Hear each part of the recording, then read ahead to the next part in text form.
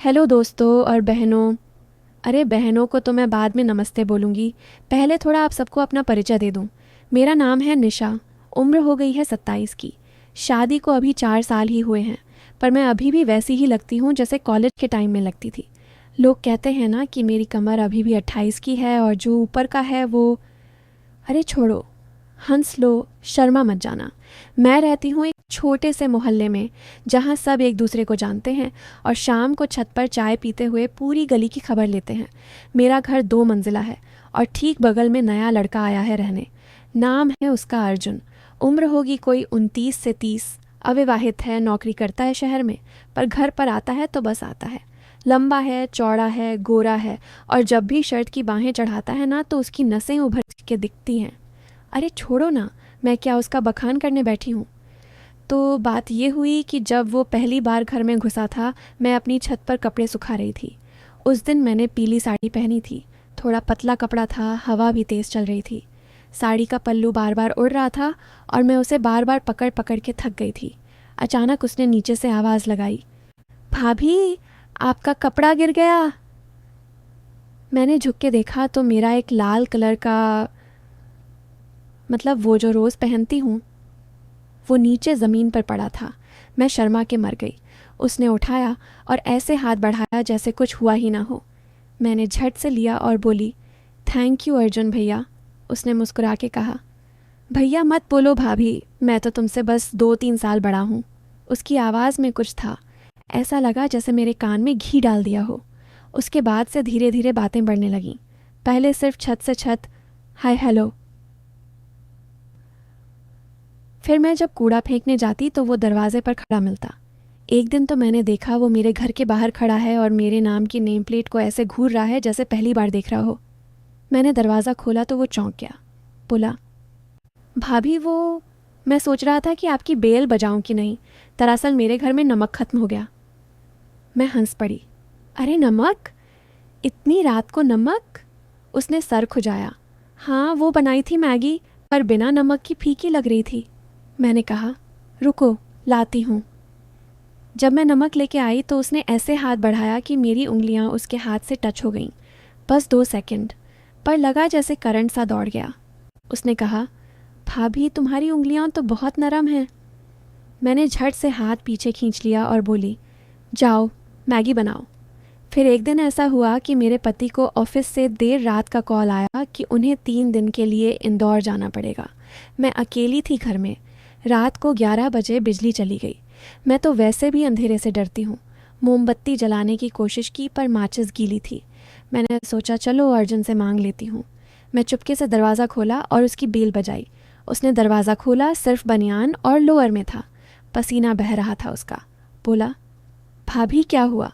मैंने कहा, वो माचिस है। वो मुस्कुराया, आओ अंदर ढूंढ के देता हूँ। मैं अंदर चली गई। उसका कमरा बिल्कुल साफ सुथरा था, पर बिस्तर पर कुछ कपड़े बिखरे थे। उसने एक बॉक्स निकाला और माचिस दी। तभी बिजली आ गई। लाइट जलते ही मैंने देखा उसके बिस्तर पर एक मैगज़ीन पड़ी थी। ऊपर से लाल कपड़े वाली औरत थी। मैं शर्मा गई। उसने फटाफट मैगज़ीन को तकिए के नीचे डाल दिया। बोला, भाभी वो पुरानी है। मैंने कहा, हम, मुझे क्या, मैं चलती हूँ। पर जाते वक्त मेरी साड़ी का आंचल उसके पंखे में फंस गया। मैं झटका खा के पीछे हुई और उसकी बाहों से जा टकराई। 2 सेकंड तक हम ऐसे ही खड़े रहे। उसकी सांसें मेरे गाल पर लग रही थीं। फिर उसने धीरे से आंचल छुड़ाया और बोला, भाभी सावधान रहना। मैं भागी अपने घर। रात भर नींद नहीं आई। अगले दिन सुबह सुबह वो मेरे घर आया। बोला, भाभी, कल रात को डर तो नहीं लग रहा था ना? मैंने कहा, नहीं नहीं, सब ठीक है। वो बोला, मैंने सोचा आज शाम को तुम्हारे घर आ जाऊं, मतलब अगर तुम्हें कंपनी चाहिए तो। मेरे पति 3 दिन बाद आने वाले थे। मैंने कहा, ठीक है, आ जाना, चाय बना दूंगी। शाम को वो आया। मैंने नई साड़ी पहनी थी, गुलाबी कलर की। हम छत पर बैठे। उसने कहा, भाभी, तुम बहुत खूबसूरत हो। तुम्हारे पति बहुत लकी हैं। मैंने हंस के टाल दिया। फिर बातें होने लगीं। उसने बताया कि उसकी एक गर्लफ्रेंड थी, पर छोड़ के चली गई क्योंकि वो शादी नहीं करना चाहता था। मैंने कहा, तुम शादी क्यों नहीं करना चाहते? वो चुप रहा। फिर बोला, क्योंकि जिससे शादी करनी है वो किसी और की हो चुकी है। मैं चौंकी। उसने मेरी आंखों में देखा। मैं समझ गई पर समझना नहीं चाहती थी। मैंने कहा, चलो नीचे चलते हैं, चाय ठंडी हो रही है। धीरे धीरे हमारी बातें रोज़ की हो गईं।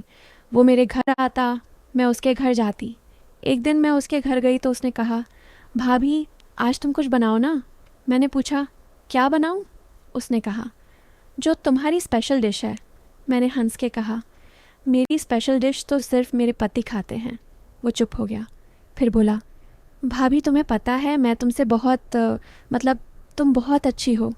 मैंने कहा, अर्जुन तुम भी बहुत अच्छे हो। उस दिन मैंने उसके लिए गाजर का हलवा बनाया। जब मैंने उसे खिलाया तो उसने मेरी उंगली चाट ली। मैंने हाथ खींच लिया पर दिल में कुछ हुआ। फिर एक दिन मेरे पति आ गए। अर्जुन थोड़ा दूर हो गया पर अब भी नज़रें मिलती थीं। एक दिन मैंने देखा वो किसी लड़की के साथ बाइक पर जा रहा था। मैं जल गई। शाम को मैं उससे मिली। मैंने पूछा, वो कौन थी? वो हंसा, भाभी जल रही हो? मैंने कहा, नहीं बस यूं ही पूछा। उसने कहा, वो मेरी मौसेरी बहन है। मैं राहत की सांस ली। फिर धीरे धीरे मेरे पति को ट्रांसफ़र हो गया दूसरे शहर। हमने घर बेच दिया और जाने की तैयारी करने लगे। आखिरी दिन मैं अर्जुन के घर गई। मैंने कहा, अर्जुन मैं जा रही हूँ। वो चुप रहा। फिर बोला, भाभी तुम खुश रहना। मैंने कहा, तुम भी। मैंने उसे गले लगाया, बस 2 सेकंड का गले लगना। फिर मैं पीछे हटी। उसकी आंखों में आंसू थे। मेरी भी आंखें भर आईं। मैंने कहा, अर्जुन तुम बहुत अच्छे इंसान हो। जिस लड़की से तुम शादी करोगे वो बहुत लकी होगी। वो बोला, भाभी वो लड़की तुम हो, पर मैं कभी तुम्हें ये एहसास नहीं होने दूंगा कि तुम्हारे साथ कुछ गलत हो रहा है। मैं तुम्हारी इज्जत से ज़्यादा कुछ नहीं चाहता। मैं रो पड़ी। मैंने कहा, तुम मेरे छोटे भाई जैसे हो अर्जुन। मैंने तुम्हें कभी गलत नज़र से नहीं देखा, पर तुमने मुझे जो सम्मान दिया वो कोई नहीं देता। हम दोनों रो रहे थे। फिर मैंने उसका माथा चूमा जैसे बड़ी बहन चूमती है और चली गई। आज 5 साल हो गए। मैं अपने पति के साथ खुश हूँ। 2 बच्चे हैं, पर कभी कभी अर्जुन की याद आती है। वो आज भी अविवाहित है। उसने किसी से शादी नहीं की। कभी कभी फ़ोन पर बात होती है। वो कहता है, भाभी मैं तुम्हें कभी परेशान नहीं करूँगा, बस तुम खुश रहो। लेकिन सुनो, कहानी अब भी ख़त्म नहीं हुई है। अब जो मैं बताने जा रही हूँ ना, वो सुन के तुम्हारे होश उड़ जाएंगे। 5 साल से मैं यही सोचती थी कि अर्जुन ने मेरे लिए जो प्यार दिखाया वो बिल्कुल साफ था। वो मेरे सम्मान में मर गया था। मैं उसे अपना छोटा भाई मानती थी, पर सच सच तो कुछ और ही था। 2 महीने पहले की बात है। मेरे पति का फिर से उसी पुराने शहर में ट्रांसफ़र हो गया जहाँ हम पहले रहते थे। हम लोग वापस आ गए।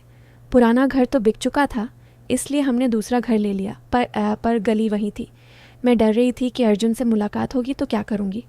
मैंने तय कर लिया था कि बस दूर से नमस्ते कर दूंगी और निकल लूँगी, पर किस्मत को कुछ और ही मंजूर था। हमारे नए घर के ठीक सामने अर्जुन का घर था, वही पुराना वाला। मैंने देखा तो मेरे पैरों तले ज़मीन खिसक गई। दरवाज़ा खुला था। अंदर से बच्चों की आवाज़ें आ रही थीं। 2 बच्चे, एक लड़की और एक लड़का, उम्र होगी 4 और 2 साल, और उन्हें गोदी में लिए हुए। अर्जुन खड़ा था। मेरी सांस रुक गई। उसने मुझे देखा तो पहले चौंका, फिर मुस्कुराया और बोला, भाभी आओ ना। मैं अंदर गई। मेरे पाँव कांप रहे थे। उसने बच्चों को नीचे उतारा।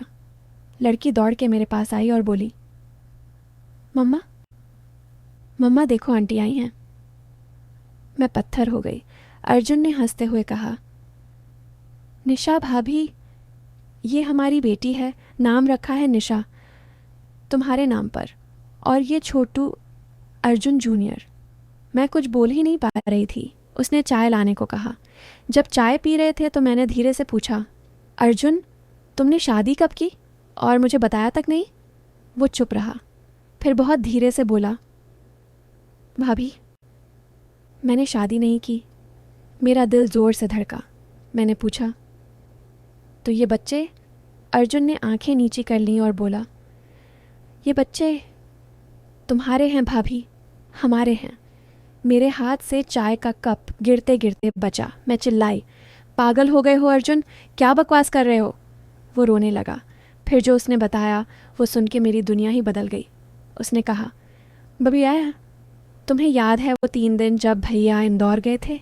तीसरी रात जब तुम मेरे घर आई थी माचिस लेने, उस रात तुम बहुत डर रही थी। बिजली बार बार जा रही थी। तुमने कहा था कि अकेले सोने में डर लग रहा है। मैंने कहा था कि तुम मेरे कमरे में सो जाओ, मैं ज़मीन पर सो जाऊंगा। तुम मान गई थी, तुम सो गई थी। पर रात में तुम्हें बुखार चढ़ाया था, बहुत तेज़ बुखार। तुम बड़बड़ा रही थी, बार बार भैया भैया चिल्ला रही थी। मैंने तुम्हारा माथा छुआ तो जल रहा था। मैंने तुम्हें दवा दी, सर पर पानी की पट्टी रखी, तुम बार बार मुझे भैया बोल रही थी। फिर तुमने खुद मेरे गले लग के रोना शुरू कर दिया। तुम कह रही थी कि भैया तुम्हें छोड़ के चले गए, तुम अकेली हो। मैंने तुम्हें चुप कराने की कोशिश की, पर मैंने बहुत कोशिश की भाभी कि खुद को रोक लूं, पर तुम बार बार। और फिर मैं सुनती जा रही थी और मेरी आंखों से आंसू नहीं रुक रहे थे। अर्जुन बोला, सुबह जब तुम्हारी आंख खुली तो तुम कुछ याद नहीं रख पाई। तुमने सोचा शायद सपना था। तुम बहुत शर्मिंदा थीं और भाग गईं। मैंने भी कुछ नहीं कहा। पर भाभी, उस रात के बाद तुम प्रेग्नेंट हो गई थी, तुम्हें पता नहीं चला। जब भैया वापस आए तो तुमने सोचा बच्चा उनका है, पर मैं जानता था। मैं हर महीने तुम्हारे घर के बाहर खड़ा रहता था, तुम्हारा पेट देखता था। जब तुम्हारी बेटी हुई तो मैं अस्पताल के बाहर खड़ा रहा। उसका चेहरा बिल्कुल मेरे जैसा था। मैंने कभी कुछ नहीं कहा। मैं रोए जा रही थी। मैंने पूछा, फिर दूसरा बच्चा? अर्जुन बोला, जब तुम दोबारा प्रेग्नेंट हुई तो मुझे पता था ये भी मेरा है। मैंने उस औरत से मदद मांगी जो मेरे घर में काम करती थी। उसका खुद का कोई बच्चा नहीं था। मैंने उससे कहा कि वो मेरी पत्नी बन के रहेगी, सिर्फ नाम का। मैंने उसे पैसे दिए, घर दिया, सम्मान दिया। बच्चे मेरे हैं, पर दुनिया के लिए वो उनकी माँ है। मैंने कभी किसी को सच नहीं बताया। मैंने सोचा था कि तुम्हें कभी पता नहीं चलेगा, तुम खुश रहोगी। मैं ज़मीन पर बैठ गई। मेरे दोनों बच्चे मेरे अपने नहीं थे, वो अर्जुन के थे। और अर्जुन, जिसे मैं छोटा भाई समझती थी, उसने 5 साल तक ये राज अकेले ढोया। कभी ज़ुबान पर नहीं लाया, मेरे बच्चों को अपनी गोद में खिलाया, पर कभी ये नहीं कहा कि ये उसके अपने हैं। मैंने उससे पूछा, तुमने मुझे क्यों नहीं बताया? अर्जुन ने रोते हुए कहा, क्योंकि मैं तुमसे सच्चा प्यार करता हूँ भाभी। मैंने तुम्हारी ज़िंदगी बर्बाद नहीं करनी थी। तुम अपने पति के साथ खुश थी।